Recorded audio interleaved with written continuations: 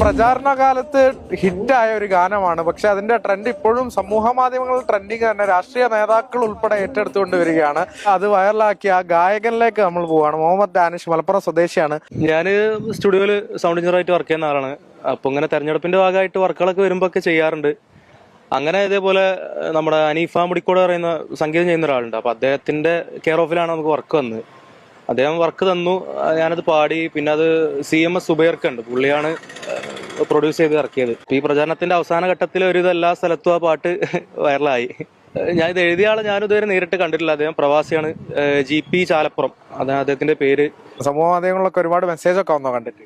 ഉണ്ട്, നമ്മളെ സുഹൃത്തുക്കളും എല്ലാവരും പല പാർട്ടിയിലും വർക്ക് ചെയ്യുന്നവരൊക്കെ ഉണ്ട്. അവരൊക്കെ പോസിറ്റീവ് റെസ്പോൺസ് തന്നെയാണ്. അങ്ങനെ നെഗറ്റീവായിട്ടൊന്നും പറഞ്ഞിട്ടില്ല. എന്റെ പാട്ട് കണ്ടു എല്ലാവരും ഉഷാറായി എന്നൊക്കെ പറഞ്ഞത്.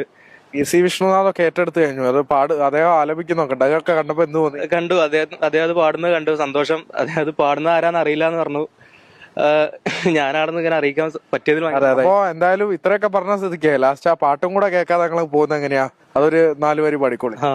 പോറ്റിയേ കേറ്റിയേ സ്വർണം ചെമ്പായി മാറ്റിയേ, സ്വർണപ്പാളികൾ മാറ്റിയേ, ശാസ്താവിന്ധനമൂറ്റിയേ, സ്വർണം കട്ടവനാരപ്പ, സഖാക്കളാണേ അയ്യപ്പ, ലോഹം മാറ്റിയതാരപ്പ, സഖാക്കളാണേ അയ്യപ്പ.